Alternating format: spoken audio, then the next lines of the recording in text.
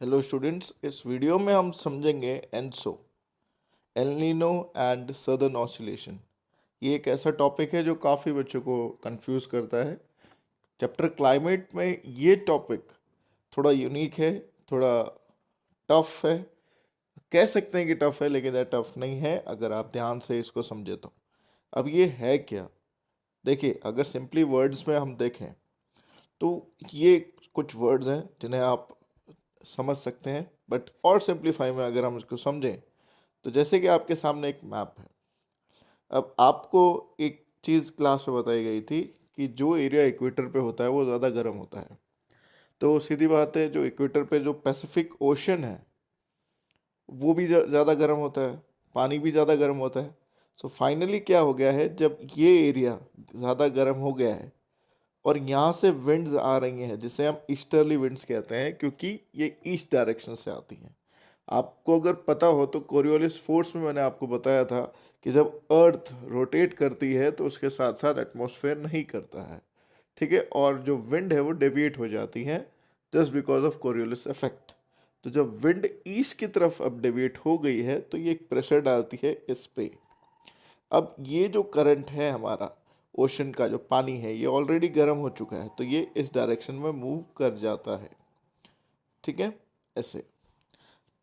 अब ये तो है नॉर्मल कंडीशन, जिसके वजह से यहाँ का पूरा गर्म पानी यहाँ आ जाता है, ऑस्ट्रेलियन प्लेट्स और जो भी एरियाज़ हैं इसके नियरली, वहाँ पर ये वहाँ पे गर्मी लेके जाता है।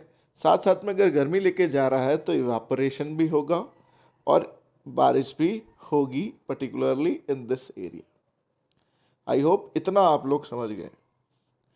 अब आफ्टर एवरी 2 to 5 years कुछ ऐसा नेचुरल फिनोमिना या एक ऐसी सर्कमस्टांसेस आती हैं जिसकी वजह से एकदम से रिवर्सल फिनोमिना या रिवर्सल सर्कमस्टांसेस हो जाते हैं। ये ऐसा क्यों होता है?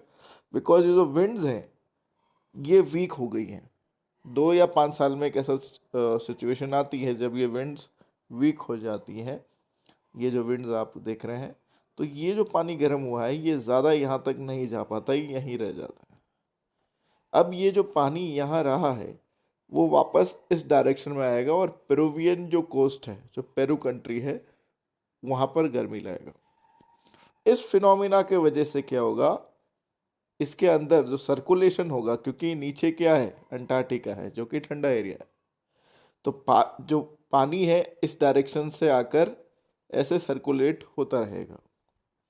अब ये सर्कुलेशन ही क्या करेगा, जो मेडास्कर है, मेडागास्कर, जहाँ जहाँ से डिफ्लेक्ट होके रेन या फिर मॉनसून विंड्स इंडिया में आती हैं, अब रिवर्स होने लग जाएगी। अब क्या होगा कि मेडागास्कर जो है हमारा वो गर्म हो जाएगा। ये फिनोमेना मैं आपको वापस बता रहा हूँ, नॉर्मल डेज में क्या होता है एंड एल नीनो ईयर्स में क्या होता है। तो ये एरिया गर्म हो चुका है, तो अब पानी जो है वो यहाँ से आएगा, ये ठंडा हुआ, फिर वापस इस यहाँ पे आया तो ये गर्म होगा।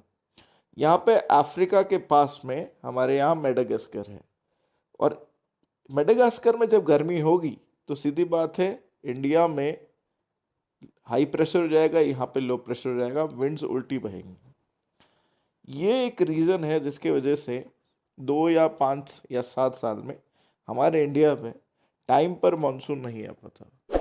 और हमारी जो कंट्री है वो एक एग्रीकल्चर कंट्री है। हमारी जीडीपी, हमारे बिजनेसेस, हमारे every occupation, indirectly they are depend on agriculture. So ये एक बहुत बड़ा इम्पैक्ट करता है। जैसे कि आप यहाँ देख सकते हैं, यहाँ पर अगर आप नॉर्मल कंडीशन में देखें तो ये जो पर्टिकुलर रीजन है यहाँ पे लो प्रेशर है, समझ में आ गया, और यहाँ पे हाई प्रेशर। तो हमारा जो लो प्रेशर बेल्ट है वो ये वाला बेल्ट है, ओके, और हाई प्रेशर वाला जो बेल्ट है वो ये वाला बेल्ट है।